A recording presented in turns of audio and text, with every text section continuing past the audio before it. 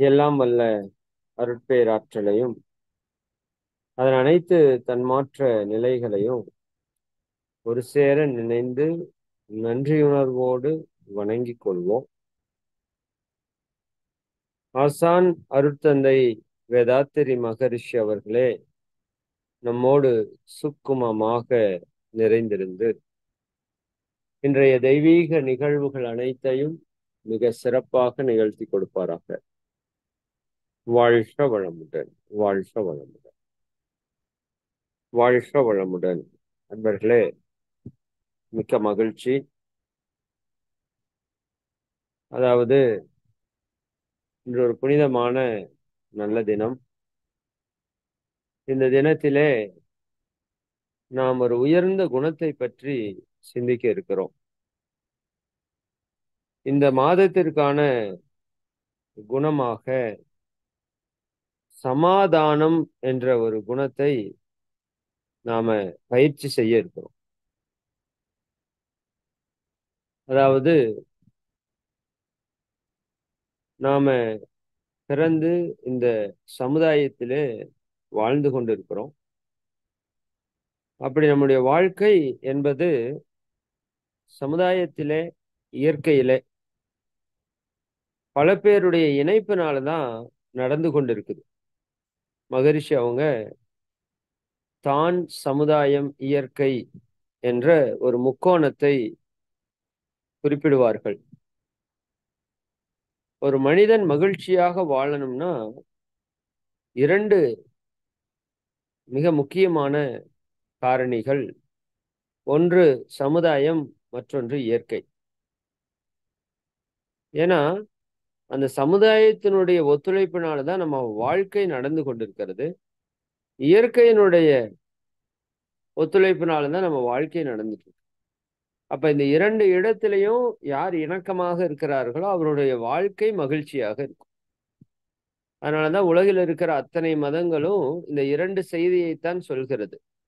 நீ இயற்கையோடு இணக்கமாக இரு, இறை வழியிலே நட என்று சொல்வதும் இரண்டும் ஒன்றுதான். இறை வழி, இயற்கை வழியினுடைய வழி என்பது வெவ்வேறு அல்ல, இரண்டும் ஒரே வழிதான்.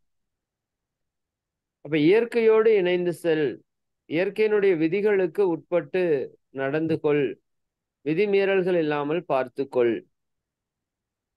இன்னொன்று சமுதாயத்தோடு இணக்கமாக நடந்து கொள்,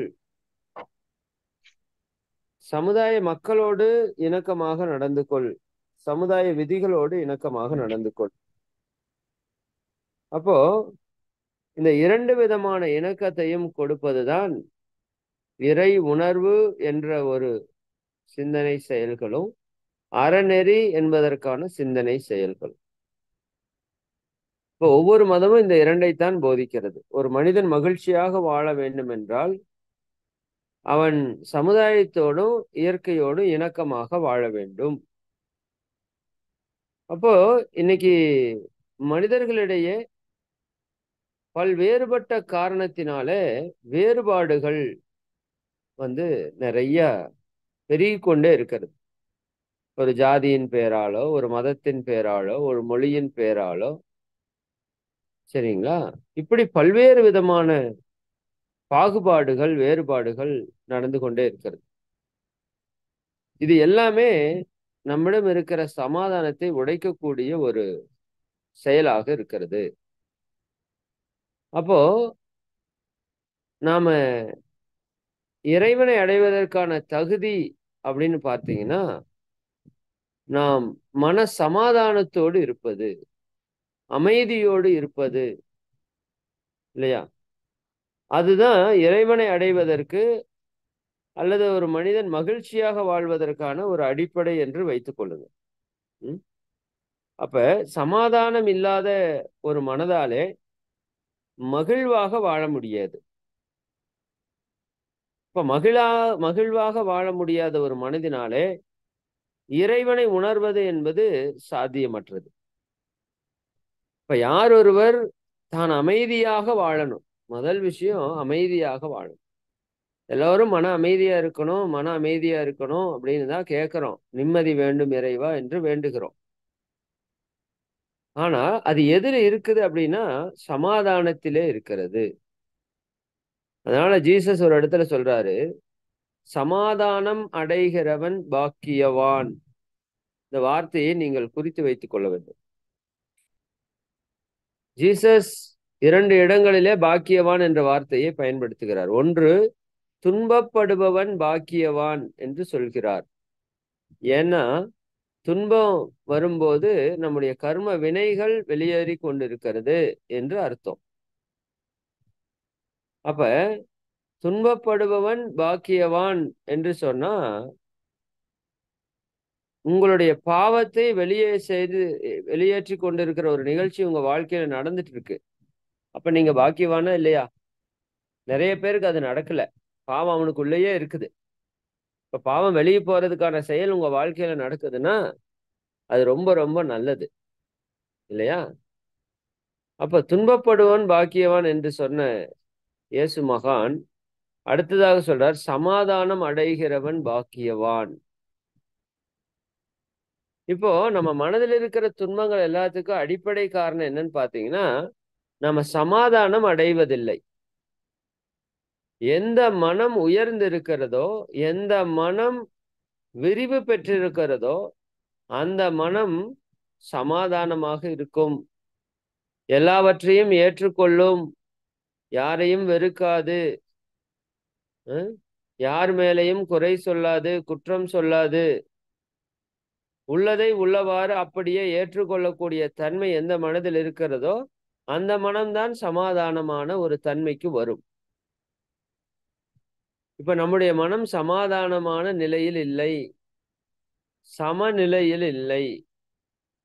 அது ஒன்றா இந்த பக்கமா அல்லது அந்த பக்கமா சாயக்கூடிய தன்மையில தான் நம்ம இயங்கி கொண்டிருக்கிறோம். ஒரு விருப்பம் வந்ததுன்னா வெறுப்பு என்று ஒன்று வந்துவிடும். அதை நீங்க மனதில் வைத்துக் கொள்ளணும். வெறுப்பு ஒன்று இருந்தால் வெறுப்பு என்று ஒன்று நிகழும். இன்பம் என்று ஒன்று வந்தால் துன்பம் என்று ஒன்று நிகழும். இது இயற்கையினுடைய நியதி. அப்ப இந்த இடத்திலே நாம் புரிந்து கொள்ள வேண்டியது, எல்லா செயலும் இறைவனுடைய சித்தப்படி, இன்னும் ஒரு படி மேல போய் நம்மளுடைய வினையினுடைய பதிவின்படி நடக்கிறது அப்படி வச்சுக்கணும். ஏன்னா இறைவன் என்னவோ திட்டமிட்டு தப்பு தப்பா செய்யற மாதிரி நம்ம நினைச்சுக்கிறோம். அப்படி கிடையாது. நாம என்ன செய்து வைத்திருக்கிறோமோ, இறைவனுக்கு ஒரு இடத்துல மாமரத்தை முளைக்க வைப்பதற்கான சக்தி கிடையாது. ஆனால் நீங்கள் மாமரத்தை போட்டால் முளைக்க வைத்து கொடுப்பார். ஆனால் போட்டது நீங்களாக இருக்க வேண்டும். நீங்க புளியங்கொட்டை போட்டீங்கன்னா புளிய மரமா வளர்த்தி கொடுப்பார். அவராக தானாக உற்பத்தி செய்யவும் முடியாது, அவராக மாற்றி அந்த மரத்தை வடிவமைக்கவும் முடியாது. அப்போ ஒரு மரத்தையே மாற்றி வடிவமைக்காத இறை சக்தி உங்களுடைய வாழ்க்கையை மாற்றி வடிவமைக்காது. அதுக்கு முடியாது. சரிங்களா? அப்போ என்னுடைய செயலுக்கான விளைவுதான் என்னுடைய வாழ்க்கையிலே நடந்து கொண்டிருக்கிறது. அதே போல ஒவ்வொருத்தருடைய செயலுக்கான விளைவுதான் வாழ்க்கையில் நடந்து கொண்டிருக்கிறது. எல்லாம் சரியாக நடந்து கொண்டிருக்கிறது. ஏன்னா ஒரு முழுமையான கண்ணோட்டத்தை பார்த்தாதான் உங்களால சமாதான நிலைக்கு வர முடியும். ஒருதலை பட்சமாக பார்ப்பவர்கள் சமாதான நிலையை அடைவதில்லை. சரிதானுங்களா? உங்கள் சைடு நின்று பார்த்தீங்கன்னா நிச்சயமா நீங்க உள்ள சமநிலையோ சமாதானமான மனதையோ உங்களால் அடைய முடியாது. எப்பொழுதுமே 2 பக்கமும் பார்க்க வேண்டிய ஒரு கண்ணோட்டம் நமக்கு முக்கியம். அதான் ஆன்மீக கண்ணோட்டம் என்று சொல்றோம். இந்த விருமாண்டி என்ற ஒரு படத்தை நீங்க பார்த்திருக்கிறதுக்கு வாய்ப்பு இருக்கு. இல்லைன்னா தயவு செய்து பாருங்க. அதுல ஒரு மிகப்பெரிய ஒரு செய்தியை இந்த இயக்குனர் நமக்கு பதிவு பண்ணியிருக்கார். படத்தினுடைய முதல் பாதி பார்த்தீங்கன்னா கமல் முழுக்க முழுக்க வில்லனாக சித்தரிக்கப்பட்டிருப்பார். அது யாருடைய பார்வையிலே? வில்லனுடைய பார்வையிலே. அந்த பார்வை அவர் அவ்வளவு நேச்சரா கிளியரா கொண்டு போயிருப்பார். 2வது பாதியிலே ஹீரோவோட பக்கத்திலிருந்து அந்த படம் ஓடுறதுக்கு ஆரம்பிக்கிறப்போ அதனுடைய மொத்த கண்ணோட்டமே மாறிவிடும். அப்ப முதல்ல பார்த்தது ஒருதலை பட்சமான பார்வை, 2வது பார்ப்பது ஒரு முழுமையான பார்வையாக நீங்க வைத்துக் கொள்ளுங்க. உதாரணத்துக்கு சொல்றேன். அப்போ ஒரு விஷயத்தை எப்பவுமே முழுமையாக பூரணமாக காணும்போதுதான் அதனுடைய உண்மைத்தன்மை நமக்கு புரியும். அதே போலதான் நம்ம வாழ்க்கை யாரெல்லாம் முழுமையாக பார்க்கறதுக்கு முயற்சி பண்றோமோ அவங்களுக்கு சமாதான நிலை சர்வ சாதாரணமாக வந்து போயிடும். சமாதானம் இல்லை என்றால் உங்களுக்கு முதல்ல எது பாதிக்கப்படும்னா மனதினுடைய அமைதி பாதிக்கப்படும். மன அமைதி பாதிக்கப்பட்டால் தூக்கம் பாதிக்கப்படும். தூக்கம் பாதிக்கப்பட்டால் பிரபஞ்ச சக்தி உள்ளே வருவது பாதிக்கப்படும். பிரபஞ்ச சக்தி வருவது பாதிக்கப்பட்டால் உடல் மனம் பல துன்பங்களுக்கு ஆட்படும். இப்படி தொடர் சங்கிலியாக உங்கள் வாழ்க்கையே துன்பமயமாக துக்கமயமாக மாறுவதற்கு ஆரம்பிச்சு. அதனால நாம் இன்றிலிருந்து இந்த பண்பை நம்ம செயல்படுத்துவோம். எந்த விஷயம் உங்க வாழ்க்கையில நடந்தாலும் இரவு நீங்கள் உறங்கும் போது அந்த சமாதான நிலைக்கு வந்துடணும். ஓகே, இது நடந்துருச்சா என்னோட வாழ்க்கையில? ஓகே, இது எதனால நடந்தது? இது ஏதோ ஒரு காரணத்தால நடந்திருக்கு. ஒன்னா உங்களுக்கு தெரிந்த காரணமாக இருக்கலாம், அல்லது தெரியாத காரணமாக இருக்கலாம். காரணம் இல்லாமல் காரியம் இல்லை என்பதை நீங்க புரிந்து கொண்டால் போதும். சரியாங்களா? ஓசை வருது என்றால் ஒரு தட்டு எங்கேயோ நடந்திருக்கு இல்லையா? யாரோ ஏதோ ஒண்ணு தட்டி இருந்தா மட்டும்தானே ஓசை வரும். இல்லாட்டி ஓசை வராது இல்லையா? சரியா? அப்போ ஓசை வருது என்றால் யாரோ ஒருத்தர் தட்டி இருக்கிறாங்க அப்படின்னு அர்த்தம். புகை வருகிறது என்றால் நெருப்பு அங்க இருக்கிறது என்று அர்த்தம். நெருப்பு உங்க கண்ணுக்கு தெரியணும்னு அவசியம் இல்லை. ஆனால் நீங்கள் அனுமானித்து யூகித்து உணர்ந்து கொள்ள முடியும் அங்க நெருப்பு இருக்கிறது. இதுதான் அனுமான அறிவு. 6ஆம் அறிவு அனுமான அறிவு. ஒன்றை பார்க்காமலே சிந்தித்து உணரக்கூடிய அறிவு. அப்ப உங்க வாழ்க்கையில ஒரு நன்மையோ ஒரு துன்பமோ நிகழுதுன்னா அதுக்கு ஏதோ ஒரு காரணம் இருக்கிறது என்று புரிந்து கொள்வதுதான் உயர்ந்த அறிவு. காரணம் இல்லாமல் காரியம் இல்லை. அப்போ அந்த காரணம் உங்களுக்கு தெரிந்திருக்கலாம் அல்லது தெரியாம இருக்கலாம். ஆனால் காரணம் இருக்கிறது என்பதை நீங்கள் உணர்ந்து கொண்டாலே சரி. காரணத்தோடு ஒரு செயல் நடக்கும்போது நம்ம அதை ஏற்றுக்கொள்றோம். உதாரணத்திற்கு நீங்கள் ஒரு பொருளை மேலிருந்து கீழே போட்டு உடைச்சிடுறீங்க. உங்க கணவர் வர்றாரு. உங்களுக்கு கணவருக்கு மிக பிடித்த பொருள் என்று நீங்கள் வைத்துக் கொள்ளுங்கள். அப்ப அவர் திட்டுறாருன்னா நீங்க அதை ஏற்றுக்கொள்கிறீர்கள். ஏன்னா நாம் செய்த தவறு நம்ம கண்ணுக்கு முன்னாடி தெரியுது. அந்த தவறுக்கு தண்டனையாக அவர் திட்டுகிறார் என்று நீங்கள் அதை ஏற்றுக்கொள்கிறீர்கள். இதே நீங்கள் போன பிறவியிலோ அல்லது முற்காலத்திலோ செய்த தவறுக்கு உங்கள் கணவரோ மனைவியோ உங்களை திட்டும்போது உங்களால் அதை ஏற்றுக்கொள்ள முடியவில்லை. ஏனென்றால் கண்ணுக்கு முன்னாடி உணர்ந்ததற்கு நீங்கள் ஏற்றுக்கொள்கின்ற அளவிற்கு கண்ணுக்கு தெரியாத ஒரு விஷயத்தை உங்க வாழ்க்கையில இயற்கை நிகழ்த்தும் போது அதை உங்களால் ஏற்றுக்கொள்ள முடியல. இதற்கு மாறாக நல்லதெல்லாம் நடக்கும்போது நீங்கள் ஏற்றுக்கொள்கிறீர்கள் இல்லையா? உங்க வாழ்க்கையில எவ்வளவோ நல்லது நடந்து கொண்டிருக்கிறது. இன்று காலையில் நீங்கள் எழுந்திருத்ததே மிகப்பெரிய நல்லதுதான். உங்க கை கால் நல்லா இருப்பது நல்லதுதான். உங்க கண்ணு தெரிகிறது நல்லதுதான். உங்க ஹார்ட் ஓடுறது நல்லதுதான்.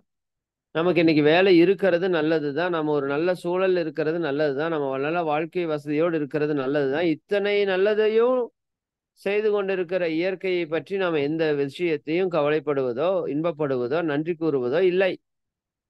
ஆனால் மாறாக ஒரு மாற்றம் நடந்துருச்சுன்னா அதற்கு நாம துன்பப்படுகிறோம். கடவுளை நாம பிளேம் பண்ணோம். அப்ப இது அறிவினுடைய வறுமை அறியாமை என்று நம்ம சொல்லலாம். அப்ப சமாதானம் நிகழணும்னா தத்துவத்திலே தெளிவு ரொம்ப ரொம்ப முக்கியம் இல்லையா? ஏற்பு இன்றி தீ அண்டா என்று மகிழ்ச்சி சொல்லுவாங்க. பவவினையினுடைய இருப்பு இன்றி துன்பம் வராது. தீ ஒன்றை பிடிக்குது அப்படின்னா அந்த துணியில தீ பிடிக்கிறதுக்கான தன்மை இல்லாம பிடிக்காது. நீங்க போய் தண்ணியில கொண்டு போய் தீய வச்சீங்கன்னா அணைஞ்சு போயிடும். பஞ்சுல போய் வச்சீங்கன்னா பிடிக்கத்தான் செய்யும். அப்ப ஏற்பு இருந்தால் தீ அண்டும். அப்ப பவவினையினுடைய இருப்பு இருந்தால் துன்பம் வரத்தான் செய்யும். சரிங்களா? பவவினையினுடைய இருப்பு இல்லாமல் துன்பம் வராது. அப்ப எங்க நம்ம சமாதானத்தை இழக்கிறோம் அப்படின்னா நமக்கு துன்பம் வரும்போது நம்ம சமாதானத்தை இழக்கிறோம். சரி, ஏன் துன்பம் வருகிறது என்று சிந்தித்து பார்த்தா நம்ம எதையோ எதிர்பார்க்கிறோம், அது நடக்கிறது இல்லை, அல்லது மாறாக நடக்கிறது, அல்லது எதிராக நடக்கிறது எனும்போது அதை ஏற்றுக்கொள்ள முடிவதில்லை. தப்பு கணக்கிட்டு தானொன்றை எதிர்பார்த்தால் ஒப்புமோ இயற்கை விதி. அப்போதைக்கு அப்போது அளிக்கும் சரிவிளைவு எப்போதும் கவலையுற்று இடர்படுவார் இதை உணரார். அப்ப தப்பு தப்பா நாமளே மனசுல கணக்கு போட்டு இது இப்படி நடக்கணும், அது அப்படி நடக்கணும், இது இப்படி நடக்கக்கூடாது, அது அப்படி நடக்கக்கூடாது, இவங்க இப்படி பேசணும், அவங்க அப்படி பேசக்கூடாது என்று எத்தனையோ கற்பனையை நம்ம மனதிலே வளர்த்து கொண்டு அதற்கு தகுந்தாற் போல இயற்கையில நடக்கணும் அப்படின்னு நினைச்சா நடக்குமா? நடக்குமா? நடப்பதற்கு வாய்ப்பில்லை. ஏன்னா இது ஒரு பெரிய சிஸ்டம். சரிங்களா? பிரபஞ்சம் என்பது மிகப்பெரிய ஒரு சிஸ்டமேட்டிக்கான ஒரு ஆர்கனைசேஷன்ல இயங்கிக் கொண்டிருக்கிற ஒரு பெரிய விஷயம். அதிலே தூசிலே தூசிலே தூசிலே தூசிலே தூசிலே தூசிலே தூசிலே தூசிலே தூசிலே தூசிலே இப்படி 1000 கோடிக்கணக்கான தூசில ஒரு தூசி நீங்களும் நானும்.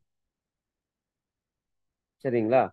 மனிதன் சர்வ வல்லமை கொண்ட உயிராக இருந்தாலும், இந்த இரையாற்றலை பொறுத்தவரைக்கும் நம்ம ஒரு தூசலும் தூசி தான். அப்ப இயற்கையோட விதிக்கு நம்ம கட்டுப்பட்டு தான் ஆகணும். இல்லையா? அப்ப அந்த இயற்கையினுடைய விதியிலே நம்ம இயங்கிக் கொண்டிருக்கிறோங்கிற ஒரு புரிதல் நமக்கு இருக்கணும். அப்ப சமாதானம் தானாக நிகழும். தானாக நிகழும். அப்ப எதை பற்றியும் நமக்கு எதிர்பார்ப்பு தேவையில்லை. எதிர்பார்ப்பு இருந்தால் ஏமாற்றம் வரும். ஏமாற்றம் வந்தால் துன்பம் வரும். துன்பம் வந்தால் சமாதானம் இழந்து விடுவோம். சரிங்களா? அப்ப அக்செப்டன்ஸ் இருக்கணும் நம்மகிட்ட. எல்லாவற்றையும் ஏற்றுக்கொள்ளக்கூடிய தன்மை வரணும். அதற்கு தான் துரியாதீத தவத்தை நாம் தொடர்ந்து செய்யணும்னு அடிக்கடி சொல்லிக் கொண்டே இருக்கிறோம். நீங்க அந்த தவத்தை செய்யும்போது உங்களுக்கு நேரடியாக அதனுடைய பலனை உங்களால் உணர முடியாது. ஆனால் மறைமுகமாக அதனுடைய பலனை நீங்க உணர முடியும். இந்த தவத்தை நல்லா செய்து கொண்டே வந்தீங்கன்னா, ஆட்டோமேட்டிக்கா உங்க மனம் சமாதான நிலையை அடையும். ஆட்டோமேட்டிக்கா அடையும். வெறுப்பிலிருந்து விடுபடும். துன்பத்திலிருந்து விடுபடும். பேராசையிலிருந்து விடுபடும். இதெல்லாம் தானாகவே நிகழும். பற்றுக்களிலிருந்து விடுபட்டு விடும். கவலையிலிருந்து விடுபட்டு விடும். மகிழ்ச்சி சும்மா சொல்லல. அகத்தவத்தின் பெருமையினை எல்லாரும் உணர வேண்டும் என்று. சரிங்களா? அப்போ தியானமும் தத்துவ தெளிவும் தான் நமக்கு சமாதானத்தை கொடுக்கும். தத்துவ தெளிவு ஒரு பக்கம் இருந்தாலும், நீங்க ஆழ்ந்து தியானம் செய்யும் போதுதான் சமாதான நிலையை உங்களால் அடைய முடியும். இல்லாட்டி நீங்க சமாதான நிலையை அடைய முடியாது. மனம் ஏற்ற இறக்கங்களோடு செயல்பட்டு கொண்டே இருக்கும். ஒன்றை உயர்வாகவோ, ஒன்றை தாழ்வாகவோ அது கருதி கொண்டே இருக்கும். ஒன்றை இன்பமாகவோ, ஒன்றை துன்பமாகவோ, ஒன்றை விரும்பிக் கொண்டோ, ஒன்றை வெறுத்து கொண்டோ அது இயங்கிக் கொண்டே இருக்கும். மனதினுடைய நிலை இயல்பு அது. அப்ப தியானத்திலே நாம் ஆழ்ந்து ஈடுபட வேண்டும். தத்துவத்தை ஆழ்ந்து சிந்தித்து தெளிவுக்கு வர வேண்டும். இந்த இரண்டும் தான் நம்ம மனதை சமாதானப்படுத்தும். சரிங்களா? இப்ப சமாதானம்னா என்ன? என்ன இதை சொல்ல வர்றோம்? இப்ப வீட்ல ஒரு பிரச்சனை ஆயிப்போச்சு. கணவன் மனைவிக்குள்ள ஒரு கருத்து வேறுபாடு. ஒருவர் திட்டிக் கொண்டோம், பேசிக்கொண்டோம். இப்ப நம்ம மனம் ஒரு சமாதானமற்ற நிலையில புலம்பிக் கொண்டிருக்கிறது. என்ன பார்த்து என்ன சொன்னாரு? நான் இவருக்கு எத்தனை செய்தேன்? இப்படி எல்லாம் புலம்பிக் கொண்டு இருக்குது. சரிங்களா? இப்போ உங்களுடைய அன்னையோ, அல்லது சகோதரியோ, அல்லது தெரிந்தவர்களோ, நண்பர்களோ வர்றாங்க. அப்ப அவர்கள் என்ன செய்கிறார்கள்? உங்களை சமாதானப்படுத்துகிறார்கள். ம். சமாதானமின்றி இருக்கிற மனத சமாதானப்படுத்துறாங்க. அப்ப நீங்க உங்க பக்கம் இருக்கிற விஷயத்த சொல்றீங்க. அவங்க சொல்றாங்க, "சரிப்பா, விடுப்பா. வாழ்க்கைன்னா அதெல்லாம் இருக்கிறது தான். ம். அவரு எத்தனையோ டென்ஷன்ல வந்திருப்பாரு. நீ ஏன் அந்த நேரத்துல அத போய் கேட்ட? நீ கொஞ்சம் பொறுமையா கேட்டுருக்கலாம்ல்ல. சரிதானா? சரி விடு. அதனால என்ன ஆயிப்போச்சு? உனக்காகத்தானே இவ்வளவு தூரம் உழைக்கிறாரு. 2 தடவ திட்டுனா என்ன ஆயிருது? உன்னோட கர்மா கழிஞ்சதுன்னு நெனச்சுக்கோ." இப்படி அவங்க பேசும்போது, இந்த மனம் என்ன நிலைக்கு வருது? மனம் எரிந்து கொண்டிருந்த மனம், அதுல அப்படியே தண்ணீரை ஊற்ற ஊற்ற, அது கொஞ்சம் சரி ஓகே, சரி ஓகே. ஆமா, நான் தான் கொஞ்சம் சரியா பேசியிருக்கணும். இல்ல எங்க செய்த பாவ கர்மாவோ, அது இவர் வழியா கழிஞ்சிருக்கு. சரி பரவால்ல விடு. எனக்காக இவ்வளவு தூரம் செய்றாரு. அப்படி உங்க மனம் அதை ஏற்றுக்கொண்டு, ஏற்றுக்கொண்டு வரணும். இது ஆக்சுவலா நல்லா தியானம் பண்றவங்க நீங்களே உட்கார்ந்து சமாதானம் ஆயிரலாம். இன்னும் அதிக நிலையில தியானம் பண்ணீங்கன்னா, நீங்க சமாதானம் வேண்டிய அவசியமே இல்ல. உங்க மனம் இயல்பாவே சமாதானமா இருக்கும். சரிங்களா? அப்ப இதெல்லாம் அடுத்தடுத்த நிலை. நான் புரிதலுக்காக உங்களுக்கு சொல்றேன். அப்படி ஒரு நபர் உங்களை உட்கார்ந்து சமாதானப்படுத்துறாங்க.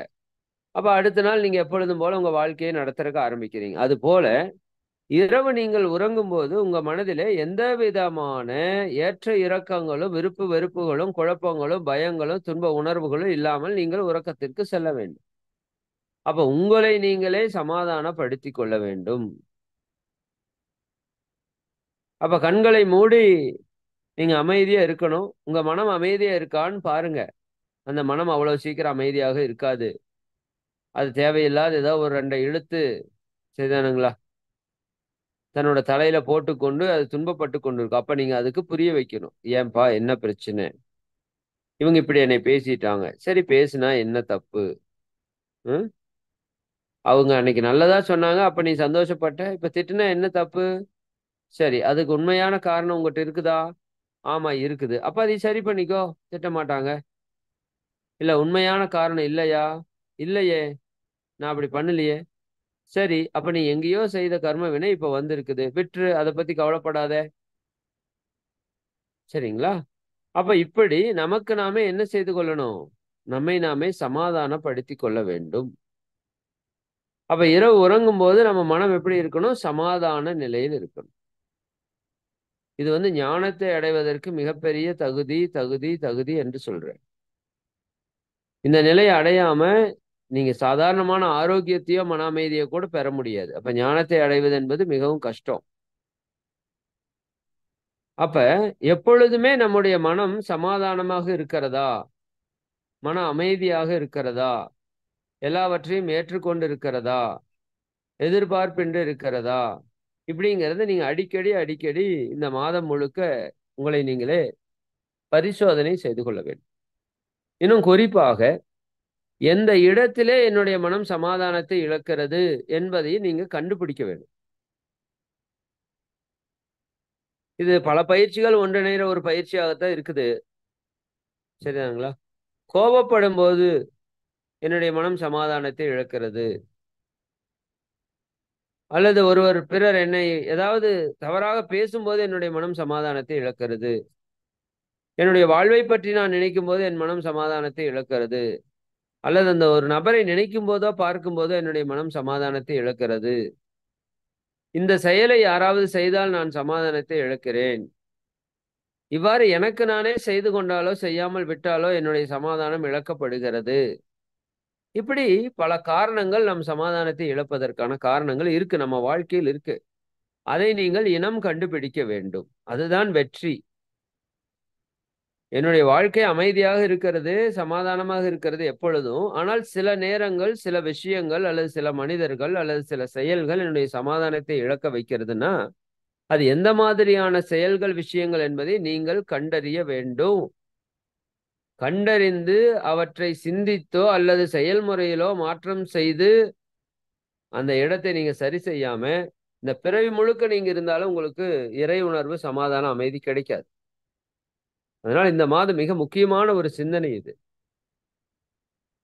சரிங்களா? அப்ப நீங்க தான் அது இனம் கண்டுபிடிக்கணும். எந்த இடத்திலே நான் சமாதானத்தை இழக்கிறேன்? இன்னும் ஒரு படி மேல போயி, இந்த சமாதானம் என்பது, பொறுமை என்பதும் கொஞ்சம் நியரர் ஒன்றுதான்.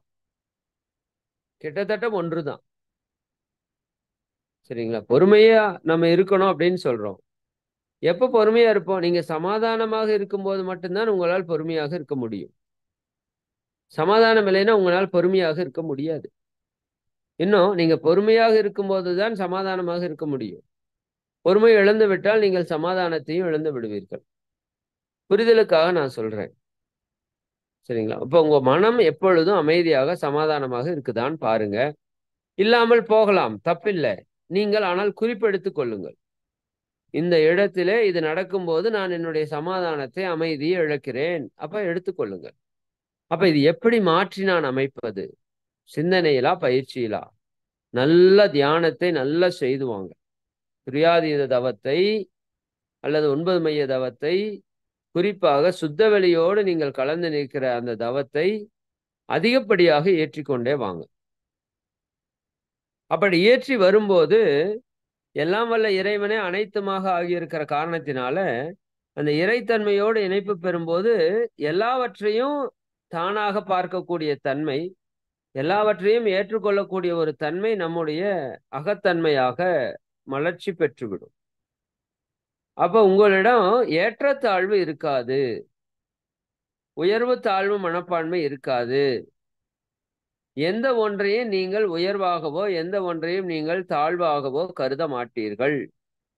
அது உங்களுடைய மதமாக இருந்தாலும் சரி, நீங்கள் இருக்கிற ஜாதியாக இருந்தாலும் சரி, நீங்கள் பேசுகிற மொழியாக இருந்தாலும் சரி, ஆண் பெண் என்ற பால் வேறுபாடாக இருந்தாலும் சரி, பொருளாதாரத்திலே உயர்வு தாழ்வாக இருந்தாலும் சரி, எந்த ஒன்றையும் நீங்கள் உயர்வாகவோ தாழ்வாகவோ பார்க்க மாட்டீர்கள்.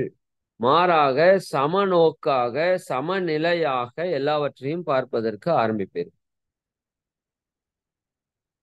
சரிங்களா? அப்படி இருக்கும்போது உங்க மனதிலே சமாதானம் என்பது இயல்பாக மலர்ச்சி பெற்றிருக்கும். சரி, அப்போ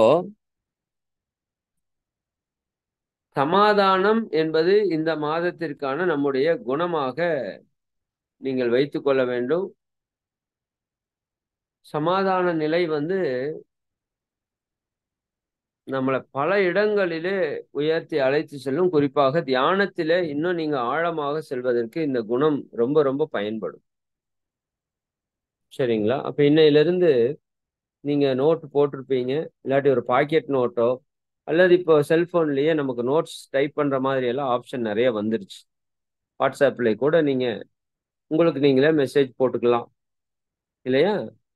அப்போ அந்த மாதிரி நீங்க ஏதாவது ஒண்ணு செய்து இன்றையிலிருந்து கூர்ந்து நம்ம இந்த மாதம் முழுக்க நாம எப்பவெல்லாம் சமாதானமாக இருக்கிறோம், குறிப்பாக எப்பவெல்லாம் சமாதானத்தை இழக்கிறோம், எதனால நம்ம சமாதானத்தை இழக்கிறோம், அந்த இடத்தை நீங்க பாயிண்ட் அவுட் பண்ணி, சரி நான் ஏன் இந்த இடத்துல சமாதானத்தை இழந்தேன், அது நீங்க தான் ஆராய்ச்சி செய்யணும்.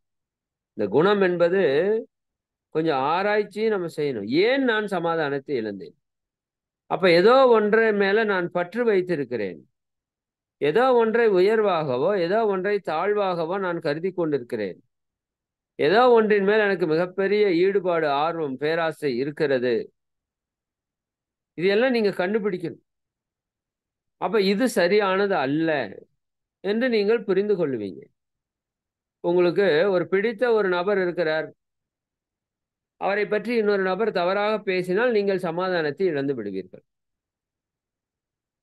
இதே பிடிக்காத நபர் இருக்கிறார், அவரை பற்றி தவறாக ஒருத்தர் பேசினா அங்கேயும் நீங்க அந்த இன்ப நிலைக்கு சென்று விடுவீர்கள். அங்கும் சமாதானம் இழக்கப்படுகிறது தான். அப்ப இந்த இடம் எதனால வருது அப்படின்னா, ஒன்றை நாம் விரும்புவதாலோ அல்லது ஒன்றை நாம் வெறுப்பதாலோ தான் இந்த சமாதான நிலையை நம்ம இழக்கிறோம். அப்போ இது எல்லாம் நீங்க ஆராய்ச்சி பண்ணி கண்டுபிடிக்கணும். அப்ப எனக்கு இந்த இடத்துல வெறுப்பு இருக்கிறது, இந்த இடத்துல எனக்கு வெறுப்பு இருக்கிறது. அப்ப அந்த விருப்பு வெறுப்பை கடந்த நிலைக்கு நாம வந்து பயணிக்கணும். அது எப்ப பயணிக்க முடியும்? எல்லாம் சரியாக இருக்கிறது என்று புரிந்து கொள்ளும் போதுதான் இந்த விருப்பு வெறுப்பை கடந்த நிலையில நம்மளால பயணிக்க முடியும். எல்லாருமே சரியாக இருக்கிறார்கள். நான் சமாதானத்துக்காக ஒரு ஒரு ஒரு பாயிண்ட சொல்லி நிறைவு செஞ்சுட்டு நம்ம தவத்துக்குள்ள போவோம். அதாவது நான் பலமுறை உங்களுக்கு சொன்னதுதான், எல்லாம் வல்ல இறை ஆற்றலே அனைத்துமாக மலர்ச்சி பெற்றிருக்கிறது. நல்லா பதிய வைத்துக் கொள்ளுங்க. எல்லாம் வல்ல இறையாற்றலே அனைத்துமாக மலர்ச்சி பெற்றிருக்கிறது. அந்த இறைவனுடைய பேரறிவு தான் அனைத்தையும் இயக்கி கொண்டிருக்கிறது. அம்மாவுடைய கருமுட்டை அப்பாவுடைய உயிரணுவை இணைத்து நம்மை உருவாக்கி உடலாக்கி இன்றும் நம்ம வாழ்க்கைக்கான அத்தனை செயல்களையும் கொடுத்து கொண்டிருப்பது அந்த இறையாற்றலுடைய பேரறிவு தான். சரிங்களா? அதற்கு தவறு செய்ய தெரியாது. அது மிக துல்லியமாக செயலுக்கு விளைவை கொடுத்து கொண்டே இருக்கிறது. அப்ப அது எதை செய்தாலும் அது சரியாகத்தான் இருக்குமே தவிர தவறான ஒன்று அதுக்கு செய்யறதுக்கு தெரியாது. இறைவனுடைய பேரறிவு தான் உங்களுடைய வாழ்வை இயக்கி கொண்டிருக்கிறது. அப்ப உங்க வாழ்க்கையில எது நடந்தாலும் அது இறைவனுடைய செயல். உங்க வாழ்க்கையில மட்டுமில்ல, இந்த பிரபஞ்சத்துல எது நடந்தாலும் அது இறைவனுடைய செயல். அவனின்றி ஓரணுவும் அசையாது. அப்ப அவனோட பர்மிஷனோட தான் அத்தனை விஷயமும் நடந்துகிட்டு இருக்கு. அப்ப இதுல தவறு என்று சொல்வதற்கு என்ன இருக்கிறது? எதுவுமே இல்லை. எல்லாம் சரியாக நடக்கிறது. எது நடந்ததோ அது சரியாக நடக்கிறது. எது நடந்து கொண்டு இருக்கிறதோ அதுவும் சரியாக நடந்து கொண்டிருக்கிறது. எது நடக்க இருக்கிறதோ அதுவும் சரியாகவே நடக்கும். இது இயற்கையினுடைய நியதி. சரிங்களா? அப்ப நாம் ஒன்றை குறை சொல்லுகிறோம் என்றால் நல்ல ஆழமாக பதிய வைத்துக் கொள்ளுங்கள். நீங்கள் அதை குறை சொல்லவில்லை, அதை செய்து கொண்டிருக்கிற இறைவனையே குறை சொல்கிறீர்கள். நல்லா புரிஞ்சுக்கோங்க. நீங்கள் எதை குறை சொன்னாலும் இறைவனையே குறை சொல்கிறீர்கள். நாம் எப்பேற்பட்ட நபராக மாறிவிட்டோம்னு பாருங்க. நீங்கள் யாரை குற்றம் கண்டுபிடித்தாலும் இறைவனையே குற்றம் கண்டுபிடிக்கிறீர்கள். நீங்கள் எதை மாற்றி அமைக்க சொன்னாலும் இறைவனுக்கு நீங்கள் அட்வைஸ் சொல்லுகிறீர்கள் மாற்றி அமைக்க சொல்லி. நீங்கள் எதை வெறுத்தாலும் இறைவனையை எதிர்க்கிறீர்கள், எதை எதிர்த்தாலும் இறைவனையை எதிர்க்கிறீர்கள். ஆமா, அனைத்தும் இறைவனாக இருக்கும்போது நீங்கள் அதை கடந்து எதையும் சிந்திக்கவே முடியாது. பஞ்சபூதங்களும் அவனே, அனைத்து உயிர்களும் அவனே, அண்ட கோடிகளும் அவனே, அனைத்து மனிதர்களும் அவனே, அனைத்தையும் செயல்படுத்துவன் அவனே. அவனின்றி ஓர் அணுவும் அசையாது என்று சொல்லும்போது ஏதோ ஒன்றில் குறை குற்றத்தை நீங்கள் கண்டால் அது அவனிலே குறையை குற்றத்தை காண்பதற்கு சமம். அப்போ இந்த சிந்தனையை நீங்க ஆழமாக மனதிலே வைத்துக் கொள்ளுங்கள். எந்த இடத்திலும் குறை என்பது இல்லை, குற்றம் என்பது இல்லை. சரிதானுங்களா? குறையும் கிடையாது, குற்றமும் கிடையாது. அது அதனுடைய இயல்பு. மிளகாய் பொடி காரமாக இருப்பது என்பது அதனுடைய இயல்பு. கரண்ட் ஷாக் அடிக்கும் என்பது அதனுடைய இயல்பு. நெருப்பு சுடும் என்பது அதனுடைய இயல்பு. நீர் குளிர்ச்சி என்பது அதனுடைய இயல்பு. சூரிய வெப்பம் என்பது அதனுடைய இயல்பு. அப்ப எல்லாமே ஒவ்வொரு இயல்பிலே இயற்கையாக அதனுடைய இயல்பை பெற்றிருக்கிறது. எதை சரி என்று சொல்வீர்கள், எதை தவறு என்று சொல்வீர்கள்? எதையும் சொல்ல முடியாது. மிளகாய் பொடி காரம் அடிக்குதுன்னு தவறுன்னு சொல்ல முடியுமா? எல்லாம் இனிப்பா மாத்திருவோமா? எப்படி நீங்க வாழ்க்கையை அனுபவிப்பீங்க? எப்படி ஒரு சாம்பார் வைப்பீங்க காரமா? மிளகாய் பொடி காரமாகத்தான் இருக்கு. அது அதனுடைய இயல்பு. ஒவ்வொரு மனிதரும் அவருடைய இயல்புக்கு தகுந்த மாதிரி தான் இருப்பாங்க. இயல்பை மாற்றி அமைப்பது என்பது இயலாத காரியம். மாற்றி அமைக்க வேண்டிய அவசியமும் இல்லை. சரிதானுங்களா? பாம்புக்கு விஷம் இருக்குது. விஷம் இருந்தா தப்பா? அது தன்னை காத்துக் கொள்வதற்கு இயற்கை கொடுத்திருக்கிற இயல்பு அது. அது இல்லாட்டி அதை நம்ம எப்படி கொள்ளுவோம்? ஒரு எறும்பை நசுக்கிற மாதிரி அதை பிடிச்சி நசுக்கிட்டு கிடப்போம் இல்லையா? அப்படித்தானே நடக்கும். அப்போ அது அதனுடைய பாதுகாப்புக்காக இயற்கை அதற்கு கொடுத்திருக்கிற ஒரு காப்பு. அப்போ எல்லாவற்றுக்கும் ஒரு காரணம் இருக்கிறது. எல்லா காரியத்திற்கும் அடிப்படையில ஒரு காரணம் இருக்கிறது. காரணம் இல்லாம எதுவும் நடக்கல. காரணம் நமக்கு புரியறது இல்லை. தியானம் பண்ணும்போது ஏற்றுக்கொள்ற தன்மை முதல்ல வந்துடும். இன்னும் ஆழ்ந்து தியானிச்சா காரணம் கூட தெரியும். சரிங்களா? அப்ப அந்த விதத்தில நம்ம வாழ்க்கையில எல்லாம் சரியாக நடக்கிறது, எல்லாம் சிறப்பாக நடக்கிறது, இனியும் சிறப்பாக நடக்கும். கடந்த காலத்தை பற்றிய கவலைகளை எல்லாம் தூக்கி குப்பையில போடுங்க. எதிர்காலத்தில் இருக்கிற பயங்களையும் தூக்கி முழுமையாக குப்பையில் போடுங்கள். நிகழ்காலத்திலே வாழுங்கள். சமாதானம் தானாக நிகழும். சரிங்களா? அடிக்கடி இந்த சிந்தனையை மனதில் நினைத்து கொள்ளுங்கள். எல்லாம் சரியாக நடக்கிறது. என்னுடைய வாழ்க்கை மிக அழகாக இருக்கிறது. நான் சமாதானமானவன். நான் மிகப்பெரிய பாக்கியவான் என்று நீங்களே சொல்லிக் கொள்ளுங்கள். சில இடங்கள்ல சமாதான இழப்பு நிகழும். நோட் பண்ணிக்கோங்க. வந்து சிந்திங்க. மீண்டும் சமாதானத்தை அடையுங்க. ஒவ்வொரு நாள் இரவு தூங்கும் போது சமாதானத்தோடு இருங்கள். கணவன் மனைவிக்குள் ஒரு சண்டை வந்துருச்சா மாலை நேரத்திலே சமாதானம் ஆகிக் கொள்ளுங்கள். ஏன்னா நாளைக்கு அவர் எந்திரிப்பாரான்னு தெரியாது. சத்தியமாக சொல்கிறேன்.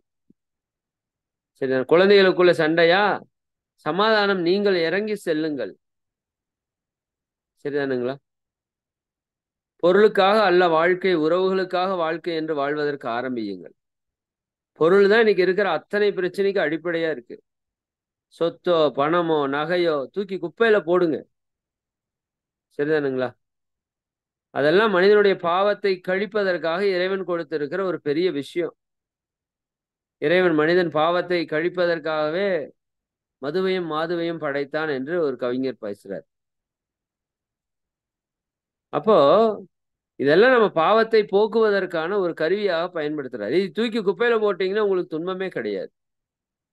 இதெல்லாம் ஆழ்ந்து சிந்தியுங்கள், சிந்தித்து செயல்படுங்கள். உங்கள் மனதை எப்பொழுதும் சமாதானமாக வைத்துக் கொள்ளுங்கள். இதை இந்த மாதத்திற்கான குணமாக எடுத்து செயல்படுத்துங்க. சரி, மிக்க மகிழ்ச்சி. அனைவருக்கும் நன்றி. இப்ப எல்லாரையும் வாழ்த்திட்டு இந்த நல்ல தினத்திலே ஒரு நல்ல தியானத்தை நாம் ஆழ்ந்து செய்ய இருக்கிறோம். அனைவரும் அருட்பேர் ஆற்றல் கருணையினால் உடல் நலம், நீலாயுள், நிறை செல்வம், உயர்ப்புகள், மெய்ஞானம் ஓங்கி இறை உணர்வு, அறநெறி, கல்வி, தனம், தானியம், இளமை, வலிவு, துணிவு, நன்மக்கட்பேறு, அறிவில் உயர்ந்தோர் நட்பு, அன்புடைமை, அகத்தவம், அழகு, புகழ், மனித மதிப்புணர்ந்து ஒழுகும் பண்பு, பொறையுடைமை எனும் பேர் 16 பெற்று பெருவாழ்வு வாழ்க. வாழ்க வளமுடன், வாழ்க வளமுடன். அன்பர்களுக்கு ஒரே ஒரு அறிவிப்பு மட்டும்.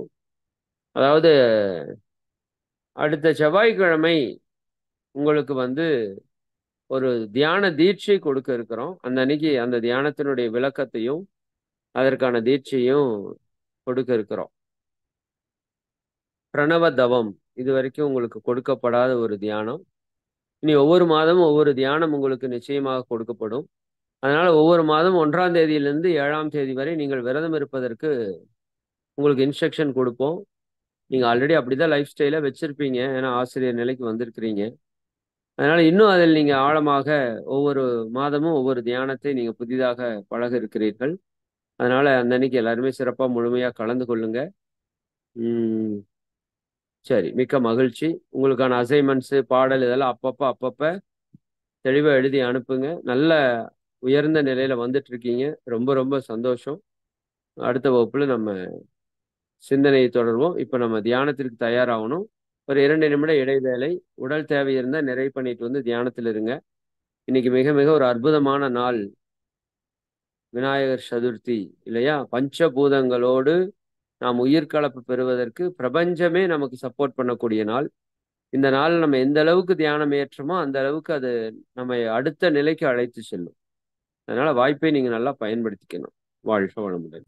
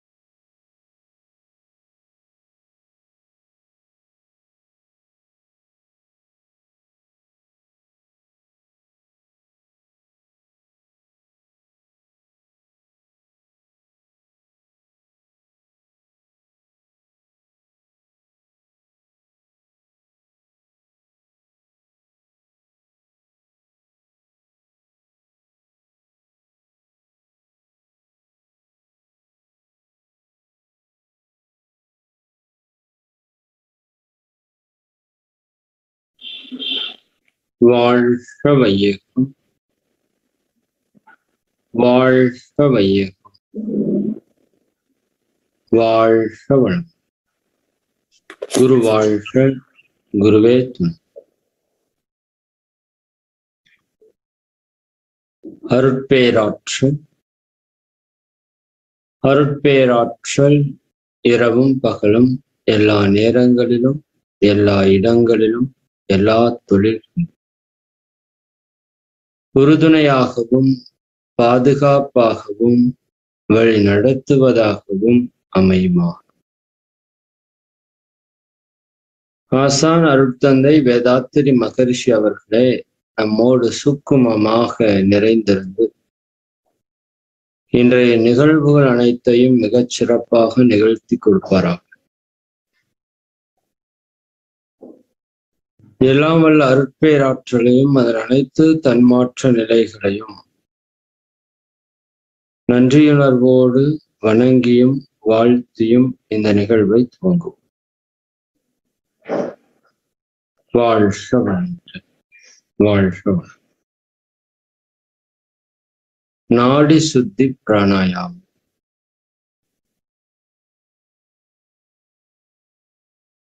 தலை, கழுத்து, முதுகுத்தண்டு நேராக இருப்பதை உணர்ந்து ஆழ்ந்த முழுமையான முழு கவனத்துடன் கூடிய சுவாசம்.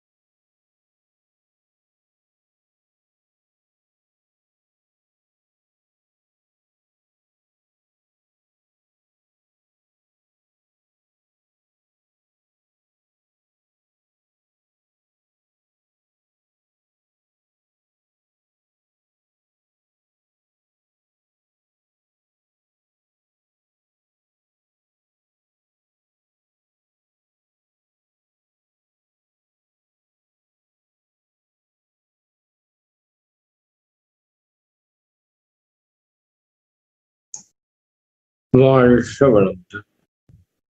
நாடி சுத்தியை இடது நாசியிலே மூச்சுக்காற்று வெளியேறும் போது நிறைவு செய்து கொண்டு தண்டுவட சுத்தி.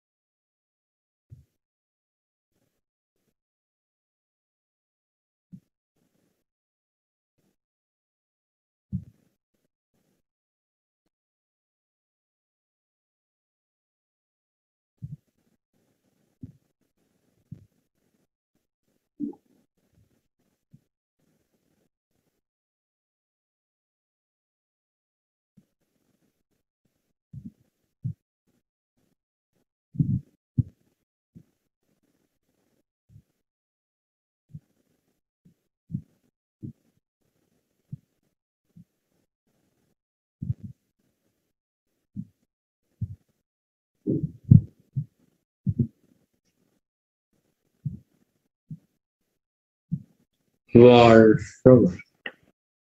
தண்டுவட சுத்தியை ஆக்கினையில் நிறைவு செய்து கொள்.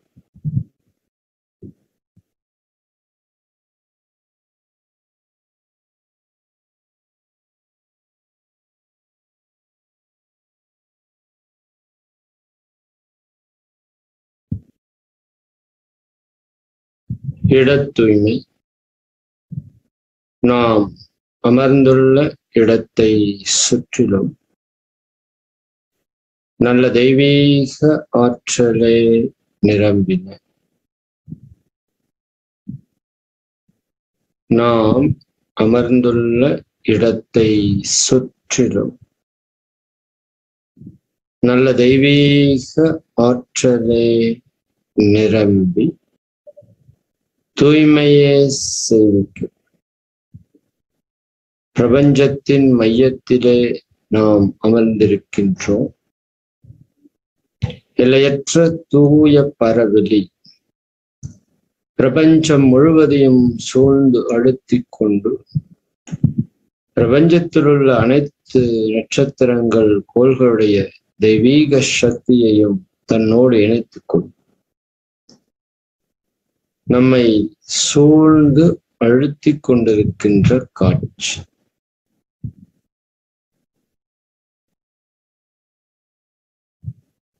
நாம் அமர்ந்துள்ள இடத்தை சுற்றிலும் நல்ல தெய்வீக ஆற்றலே நிரம்பினே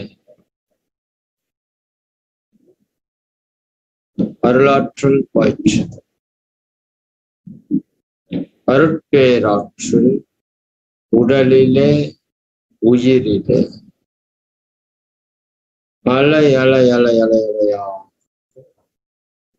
பாய்ந்து நிரம்புவதை உணர்கிறோம். அருட்பேராற்றல் உடலிலே உயிரிலே அலை அலை அலை அலை அலையா பாய்ந்து பாய்ந்து நிரம்பி ததும்பிக் கொண்டிருப்பது உணர்ந்து கொண்டிருக்கிறோம். எல்லையற்ற தூய இறை சக்தி நமது உச்சியின் வழியாக பாய்ந்து உச்சி முதல் பாதம் வரை ஒவ்வொரு செல்களிலும் ஒவ்வொரு உயிர் துகள்களிலும் நிரம்பி ததும்பிக் கொண்டிருப்பதை உணர்ந்து கொண்டிருக்கிறோம்.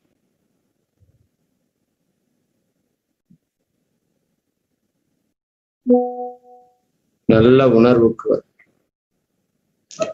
நீல நிறமான பிரபஞ்ச சக்தி நமது உச்சியின் வழியாக பாய்ந்து கொண்டிருப்பதை உணர்கிறோம். தலைப்பகுதி முழுவதும் நிரம்பட்டும், கழுத்து பகுதி முழுவதும் நிரம்பட்டும்,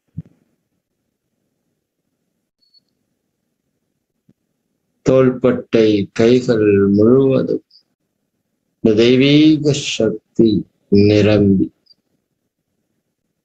தூய்மையே செய்விக்கும்.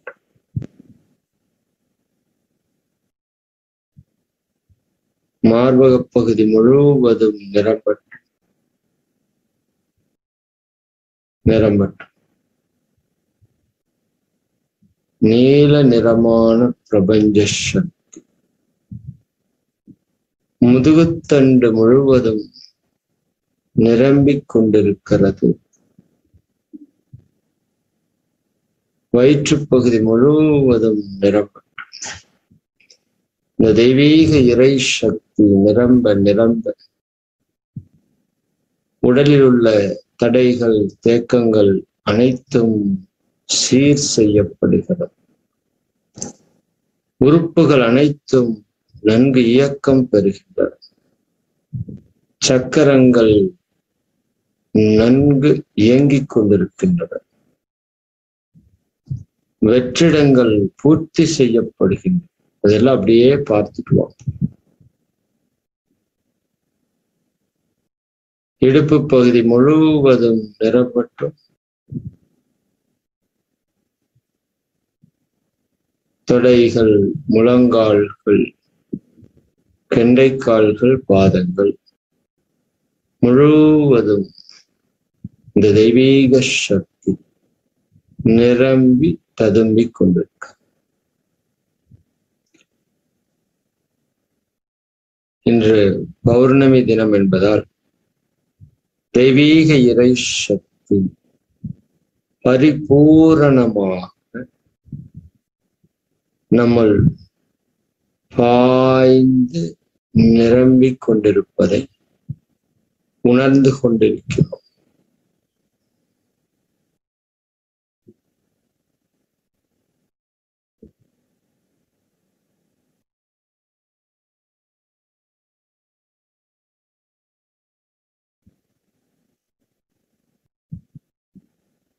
உடல் தளர்வாக, முதுகுத்தண்டு தலை கழுத்து நேராக, பிரபஞ்ச சக்தியினுடைய திணிவு பெற்ற ஒரு களமாக இருக்கின்ற காட்சி. அருட்காப்பு, அருட்பேராற்றல் இரவும் பகலும் எல்லா நேரங்களிலும் எல்லா இடங்களிலும் எல்லா தொழில்களிலும் உறுதுணையாகவும் பாதுகாப்பாகவும் வழி நடத்துவதாகவும் அமையுமாக. எல்லையற்ற தூய இறை சக்தியாகிய அருட்பேராற்றல் சதா சர்வகாலமும் நம்மை சூழ்ந்து நிறைந்து நின்று நமக்கு உறுதுணையாகவும் பாதுகாப்பாகவும் வழி நடத்துவதாகவும் அமையுமாக.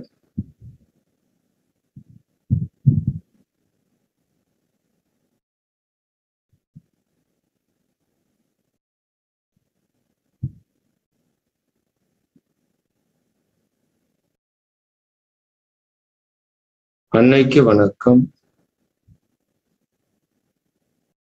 தந்தைக்கு வணக்கம், ஆசான் அருட்தந்தை வேதாத்திரி மகரிஷி அவர்களுக்கு வணக்கம். அன்னை, தந்தை, ஆசானுடைய முழு உருவத்தையும் நினைந்து நன்றியுணர்வோடு வணங்கி அவர்களிடமிருந்து வரக்கூடிய தெய்வீக ஆசிகளை பெற்றுக்கொள்ளும்.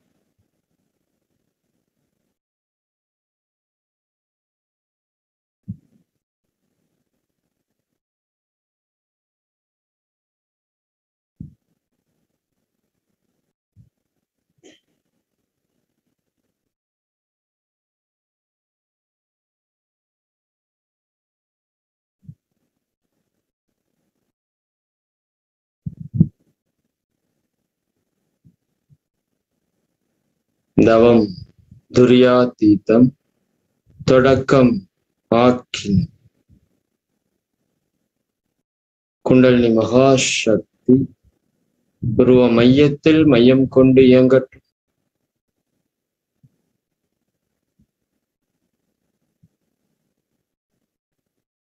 மெதுவாக கண்களை திறந்து மென்மையாக கண்களை மூடி ஆக்கினா சக்கரத்தில் கூர்ந்து கவனிப்போம்.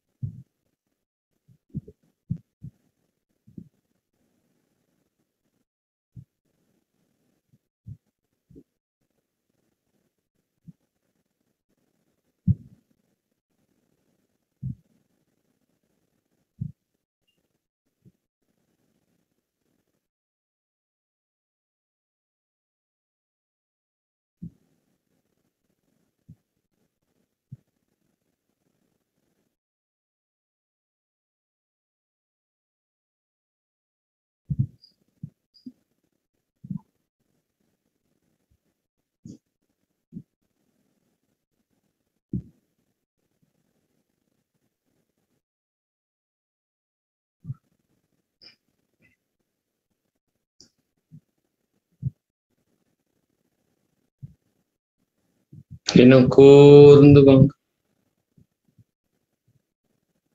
எண்ணங்கள் தோன்றினால் எண்ணத்தின் பின் செல்லாது நான் தியானித்துக் கொண்டிருக்கின்றேன் என்ற உணர்வு ஆக்கினையை கூர்ந்து கவனிக்கிறோம்.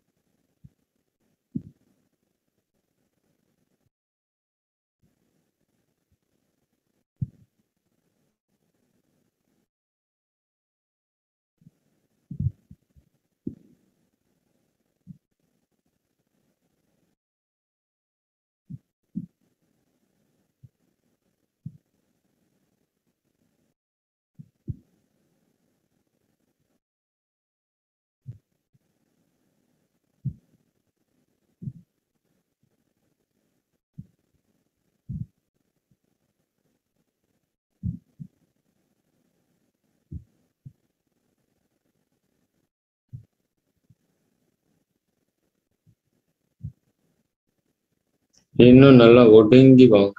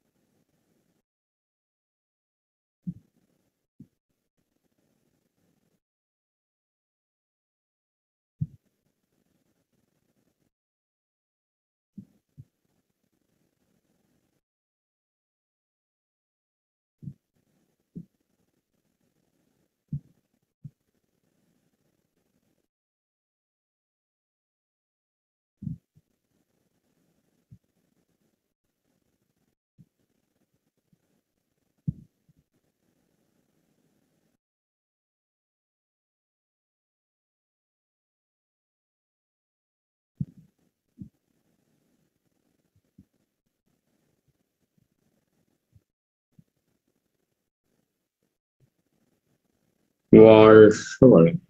அப்படியே மெதுவா மேல வாங்க, மேல வாங்க. துரியம், தலை உச்சி,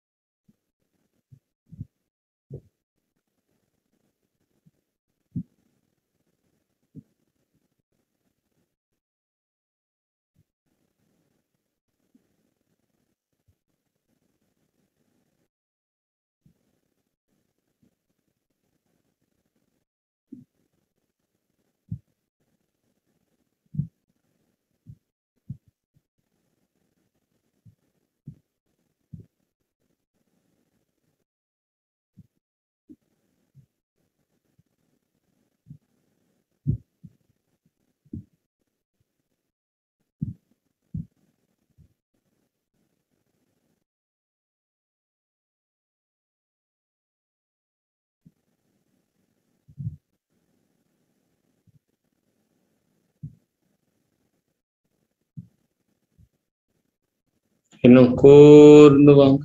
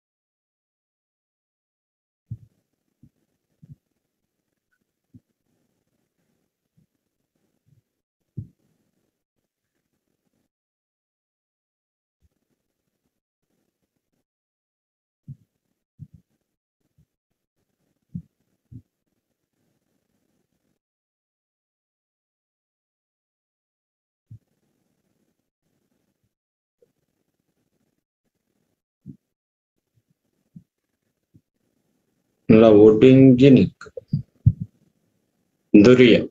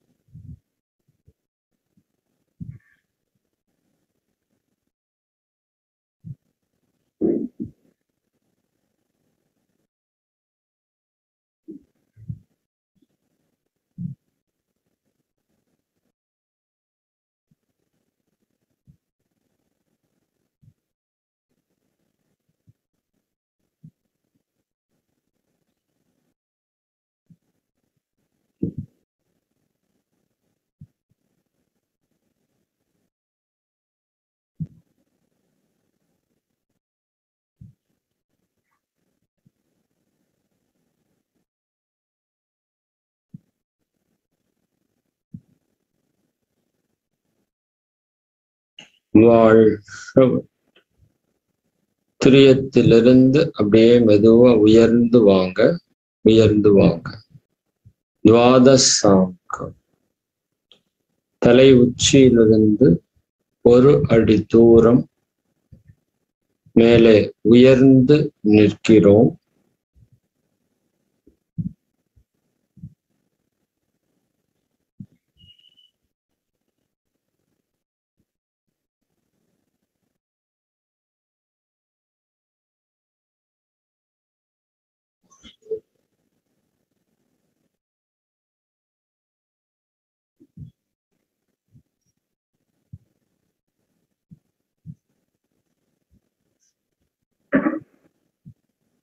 இன்னும் அப்படியே உயர்ந்து வாங்க, உயர்ந்து வாங்க. பூரண சந்திரன். சந்திரனோடு ஒன்றி கலந்து உயிர் கலப்பு பெறுகின்றோம். சந்திரனுடைய தெய்வீகமான காந்த அலைக்கதிர்கள் நம் உடலையும் உயிரையும் தூய்மைப்படுத்த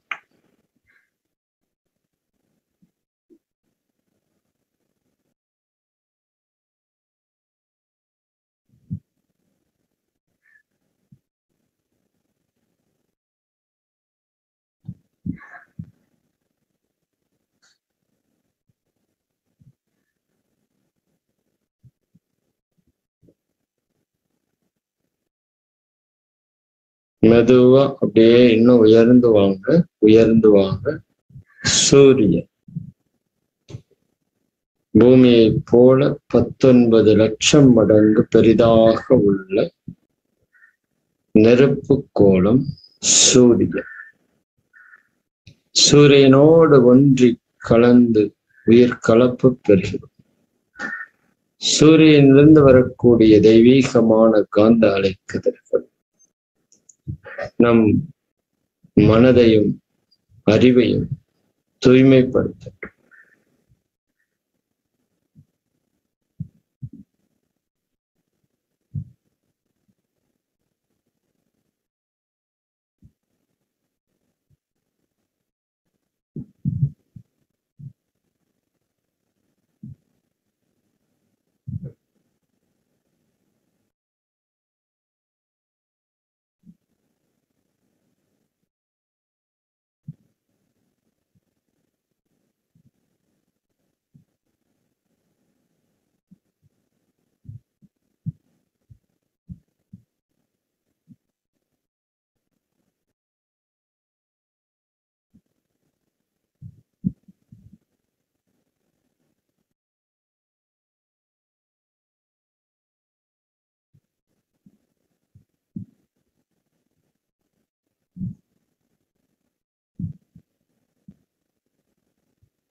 சூரியனை மையமாக வைத்துக் கொண்டு சூரியனிலிருந்து எல்லா திசைகளிலும் அப்படியே விரிந்து வாங்க. ஒரு பலூன் ஊதுனா எப்படி எல்லா திசைகளிலும் விரியுமோ அப்படி சூரியனிலிருந்து எல்லா திசைகளிலும் மனதை அப்படியே விரித்து வாங்க, விரித்து வாங்க. இன்னும் நல்லா விரிந்து வாங்க. சூரிய குடும்பத்தில் இருக்கிற எல்லா கோள்களையும் உங்களால அகக்காட்சியாக உணர முடியும். புதன், சுக்கிரன், பூமி, சந்திரன், செவ்வாய், இன்னும் விரிந்து வாங்க. குரு, சனி, ராகு, கேது, இன்னும் விரிந்து வர்றோம். முழு சூரிய குடும்பமும் காட்சியா. இன்னும் விரிந்து வாங்க, விரிந்து வாங்க. நீங்க விரிய விரிய விரிய சூரிய குடும்பம் அப்படியே சுருங்கி சுருங்கி ஒரு புள்ளி அளவுல ஒரு நட்சத்திரமாக ஜொலிப்பதை பார். இப்போ இன்னும் விரிய விரிய அருகில இன்னொரு நட்சத்திரம், இன்னொரு நட்சத்திரம் அப்படியே விரிகிறோம். நல்லா விரிந்து வாங்க. கோடி பல கோடி நட்சத்திரங்களை பார்க்கின்றோம். இன்னும் விரிந்து விரிந்து விரிந்து விரிந்து செல்கிறோம். பிரபஞ்சத்தினுடைய எல்லையில் இருந்து முழு பிரபஞ்சத்தையும் உணர்ந்து கொண்டிருக்க சக்தி கலம் விஸ்வரூப தரிசனம்.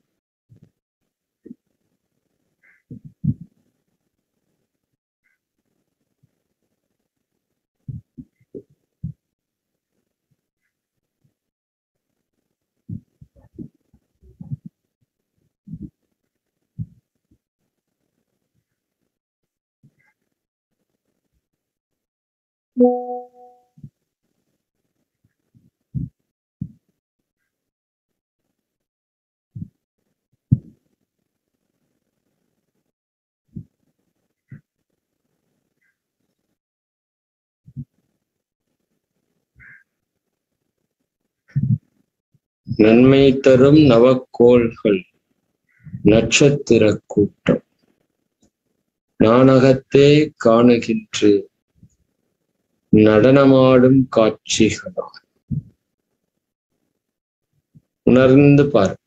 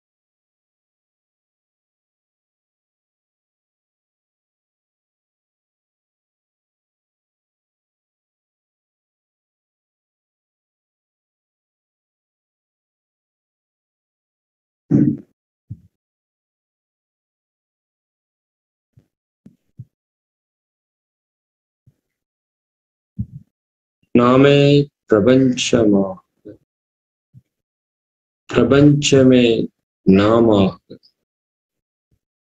மாறி நிற்கின்றோம்.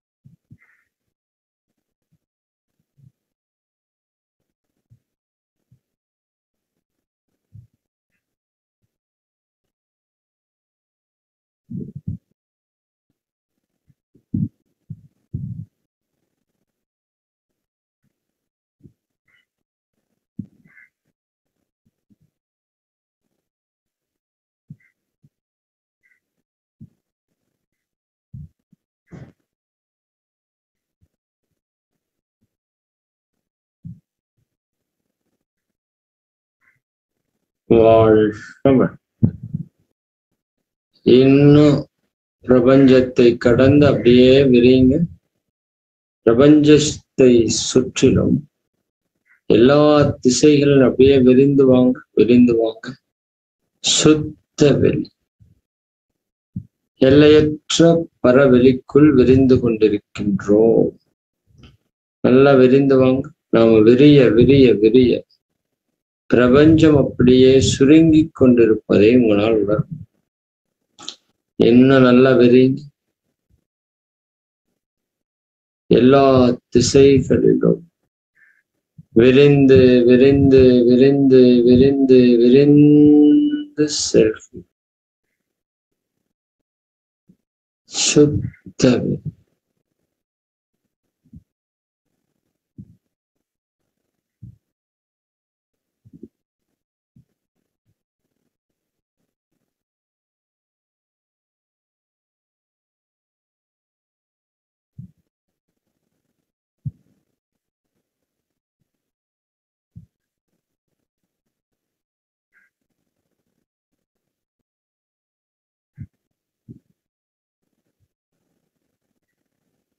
எல்லையற்ற தூய பரவெளியோடு இணைந்து நிற்கின்றோம்.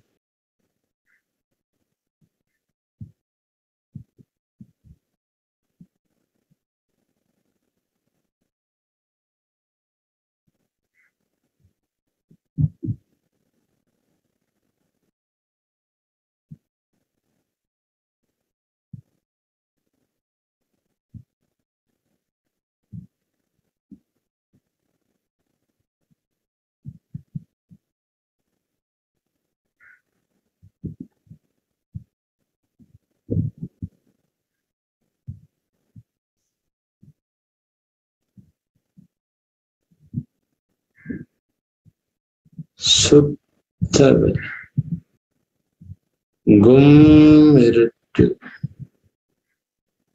காரிருள்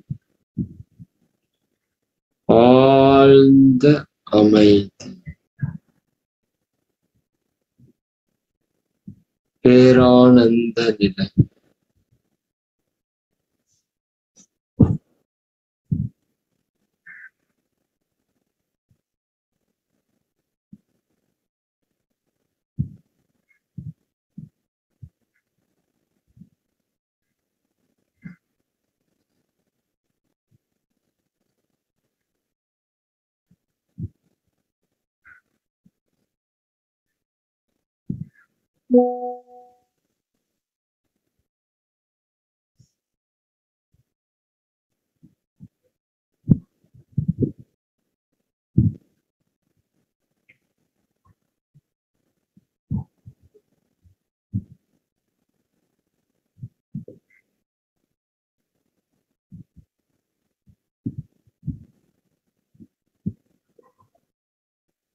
இறையோடு இறையா இணைந்து நிற்கின்றோம்.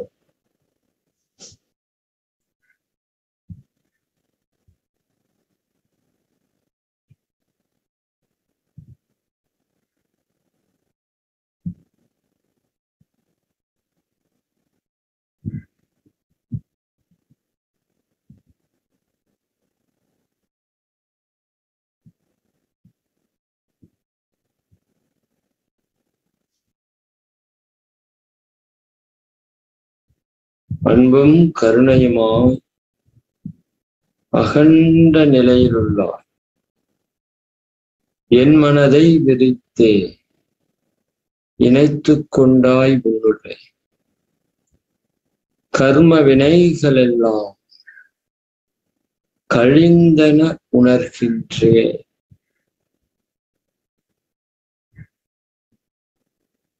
நம்மிடம் உள்ள கர்ம வினைகள் அனைத்தும் கடலில் கலந்த பெருங்காயம் போல கரைந்து சென்று கொண்டு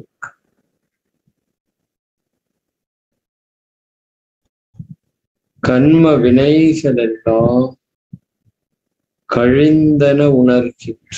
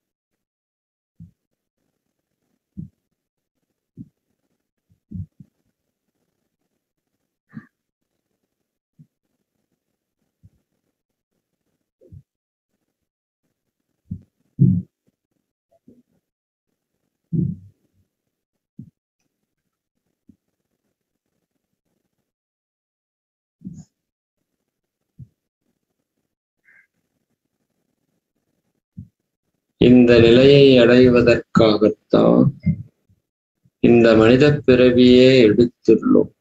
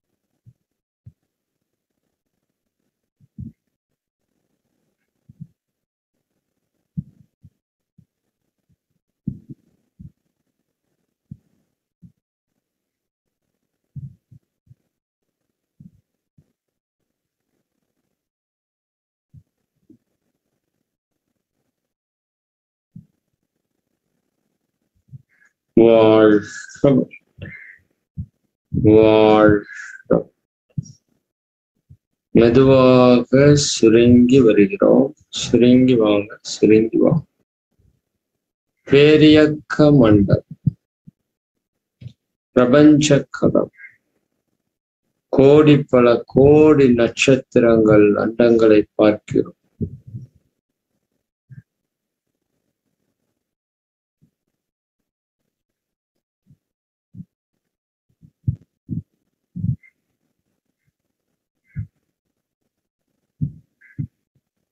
இன்னும் அப்படியே சுருங்கி வாங்க, சுருங்கி வாங்க, சுருங்கி வாங்க. சூரியன்,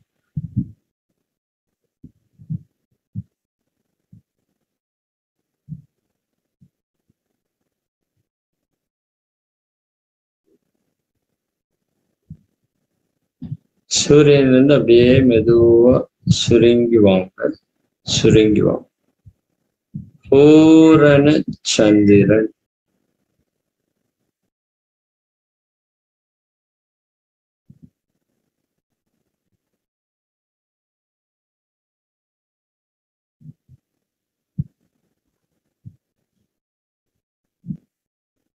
சந்திரன்ல இருந்து மெதுவா மெதுவா இறங்கி வாங்க. துவாதசாங்கம், தலை உச்சியிலிருந்து ஒரு அடி மேலே நிற்கிறோம்.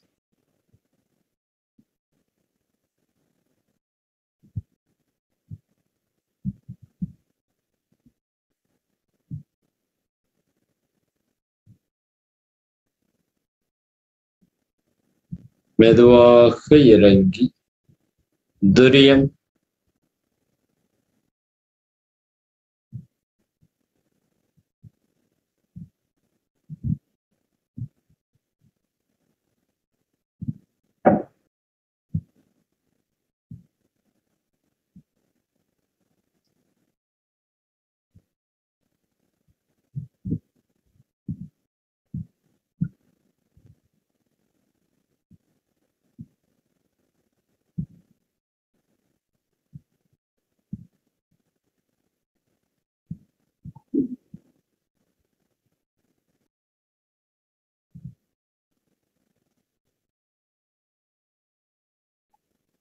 வாழ்க. தவத்தினை நிறைவு செய்ய இருக்கிறோம். துரியத்தில் குவிந்துள்ள தவ ஆற்றலை உடல் முழுவதும் பரவிட்டுக் கொள்ளும்.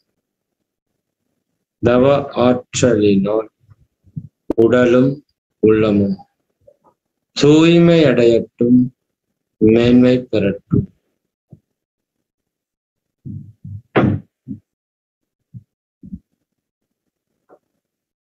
உச்சியிலிருந்து பாதம் வரை ஒவ்வொரு பகுதியாக இந்த தெய்வீக தவசக்தி பரவிக்கொண்டிருப்பதையும், நம் உடலும் உள்ளமும் தூய்மை அடைந்து கொண்டிருப்பதையும் உடலுக்குள் மனம் செலுத்தி உணர்ந்து கொள்வோம். உடலே உணர்வா, உணர்வே உடலா, சிறிது நேரம் லயித்திரு.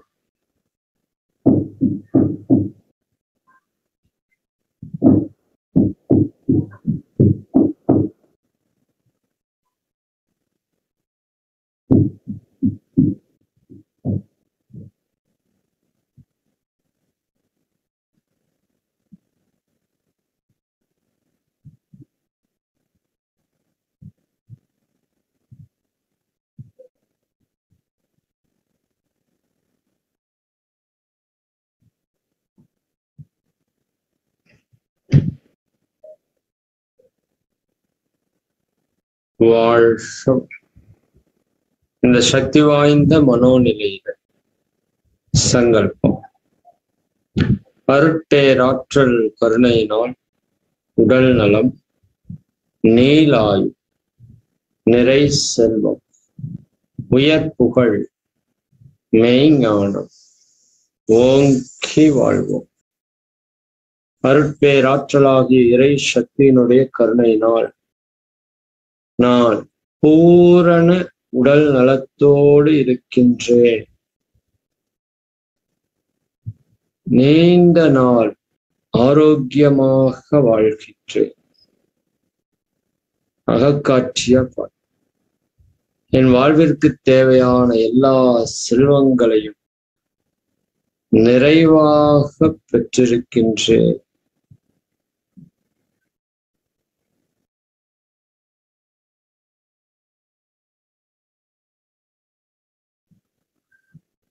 பிறருக்கு நன்மையே செய்து கொண்டிருக்கின்ற குணத்தினால், செயல்களினால் பிரபஞ்ச உயிர்கள் அனைத்தும் நம்மை வாழ்க வளமுடன் என்று வாழ்த்திக் கொண்டிருக்கக்கூடிய உயர் புகழை பெற்றிருக்கின்றேன்.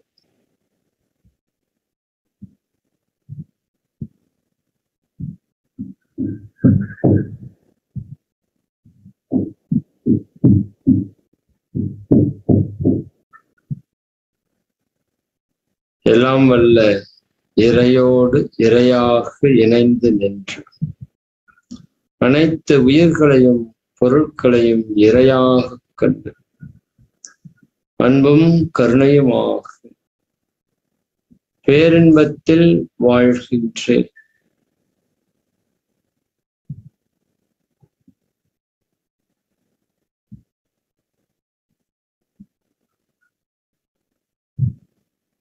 வாழ்த்துக்கள்.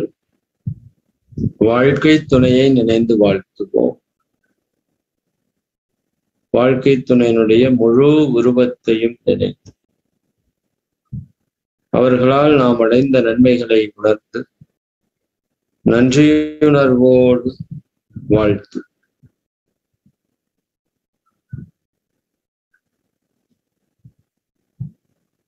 நம் வாழ்வில் நடைபெறுகின்ற எல்லா செயல்களுக்கும் முழுக்க முழுக்க நாமே பொறுப்பு, நம்முடைய வினையே பொறுப்பு என்ற ஒரு தெய்வீக புரிதலோடு யாராலும் எனக்கு துன்பத்தை கொடுக்க முடியாது என்ற உணர்வோடு வாழ்த்து தெரிவிக்கிறோம்.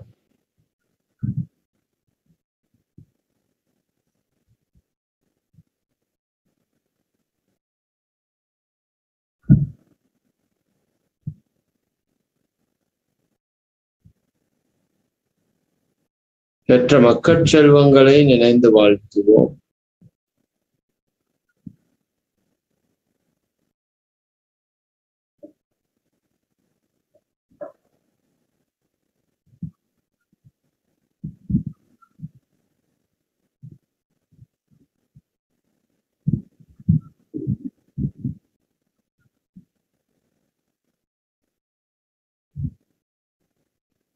உடன் பிறந்தோர்களை நினைந்து வாழ்த்துவோம்.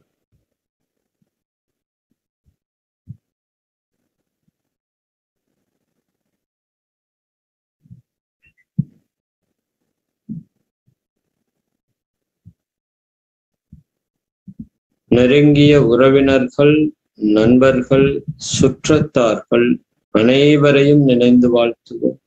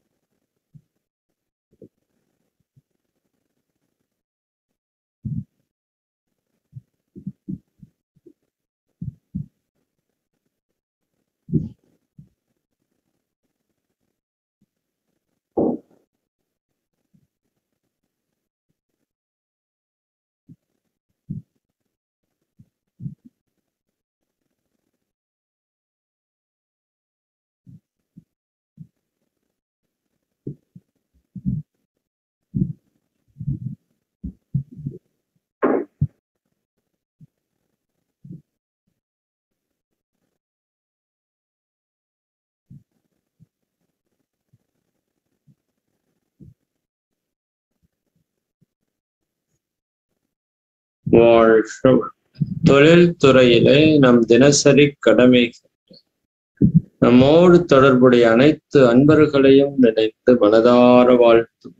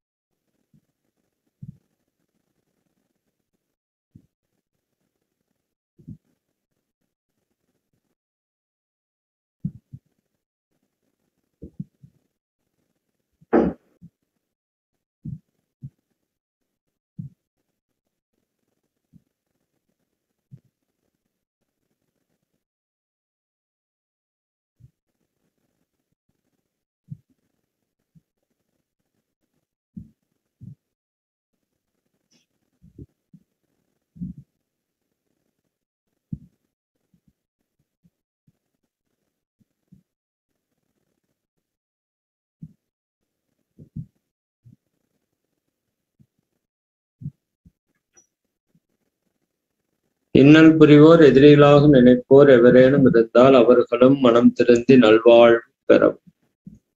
நம் கர்ம வினைகளை எல்லாம் போக்கியதற்கான நன்றியுணர்வோடும் வாழ்த்துவோம்.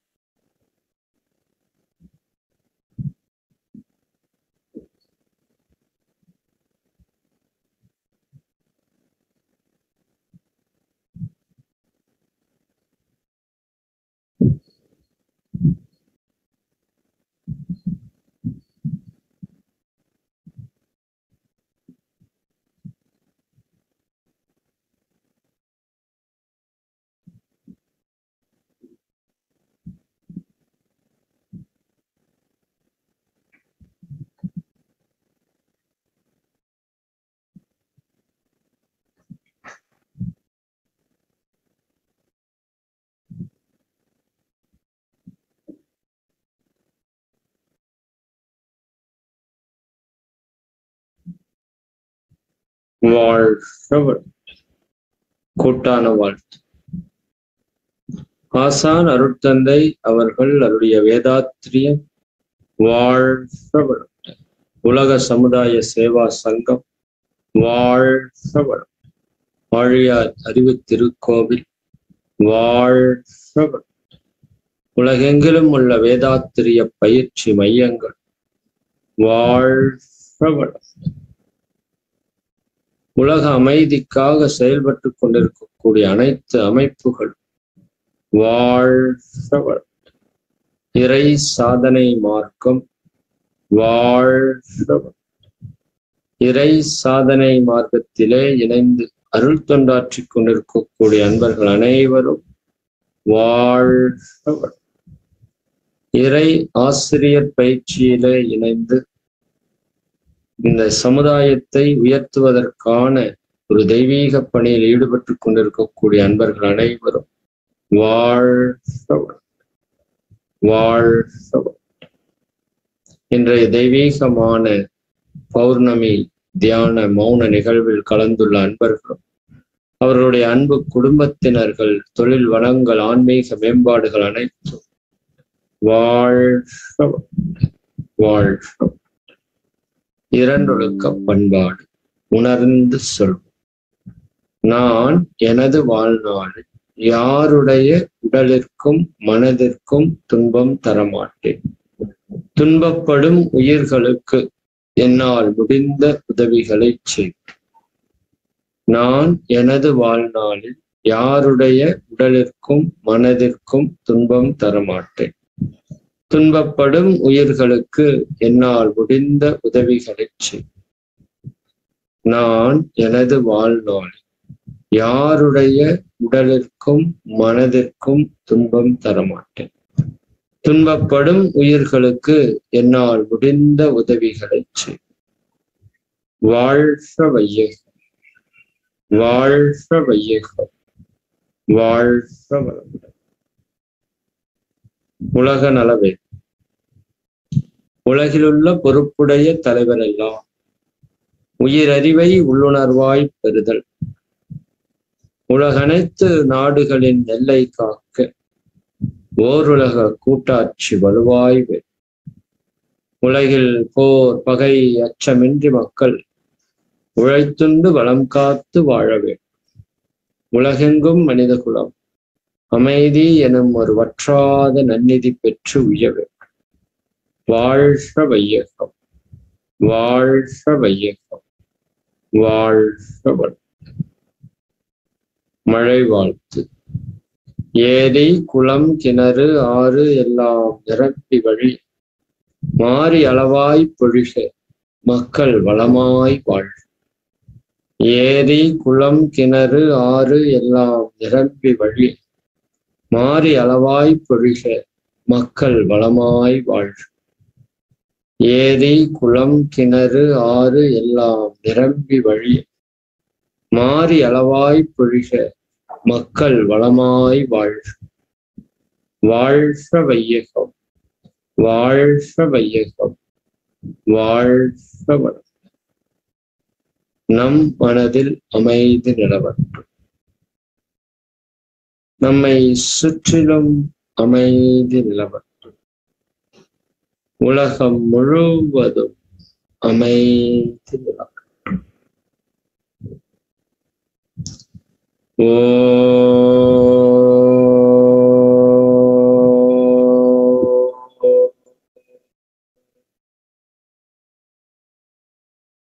சாந்தி சாந்தி சாந்தி.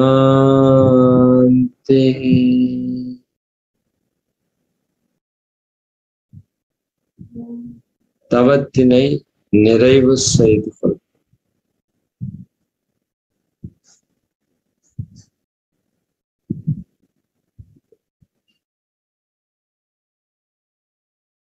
நன்றிங்க ஐயா.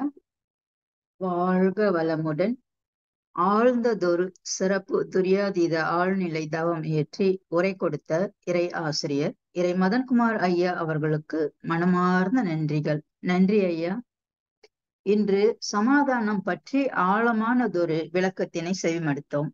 மனிதன் மகிழ்ச்சியாக வாழ சமுதாயத்துடனும் இயற்கையுடனும் சமாதானமாக வாழ வேண்டும் எனவும், சமாதானம் அடைபவன் பாக்கியவான் எனவும், உள்ளதை உள்ளபடி கண்டால் சமாதானம் நிலைக்கும் எனவும், அறிவின் குறைபாடும் நம்மை சமாதானம் இழக்கச் செய்யும் எனவும், ஏன் நாம் சமாதானத்தை இழந்தேன் என நம்மை நாமே கண்டறிய கூறிய இறை மதன்குமார் ஐயா அவர்களை நாம் அனைவரும் துரிய நிலையில் நின்று வாழ்த்துவோம். இறை ஆசிரியர் இறை மதன்குமார் ஐயா அவர்கள் வாழ்க வளமுடன். இறை மதன்குமார் ஐயா அவர்களும் அவர்களது அன்பு குடும்பமும் அருட்பேராற்றல் கருணையினால் உடல் நலம், நீள் ஆயுள், நிறை செல்வம், உயர் புகழ், மெய் ஞானம் ஓங்கி வாழ்க வளமுடன், வாழ்க வளமுடன், வாழ்க வளமுடன் ஐயா. உலக நல வேள்வி இறைவணக்கம் குருவணக்கம் பாடிய மரகதமணி அம்மா அவர்களுக்கும் மனமார்ந்த நன்றிகள். வாழ்க வளமுடன் அம்மா. சில முக்கிய அறிவிப்புகள். மதியம் 3 மணிக்கு தியானம் நடைபெறும். இன்று மாலை 5:15 மணிக்கு ஞானகானம், காயக்கல்ப கவி, காயக்கல்ப பயிற்சி, ஆழ்நிலை தியானம், அதனைத் தொடர்ந்து சிறப்பு சிந்தனையுரை நடைபெற உள்ளது. அன்பர்கள் அனைவரும் கலந்து கொண்டு ஆன்ம தூய்மை பெறுவோம். இரவு 8:30 மணிக்கு இறை மதன் ஐயா அவர்களின் தற்சோதனை வகுப்பு நடைபெறும். நாளை அதிகாலை 4:15 முதல் 7 மணி வரை நடைபெறும் அனைத்து நிகழ்வுகளிலும் அனைவரும் பங்கேற்று ஆன்ம தூய்மை பெறுவோம். அடுத்த நிகழ்வாக உலக நல வாழ்த்து பாட இருக்கும் நண்பர்கள் கை உயர்த்தலாம்.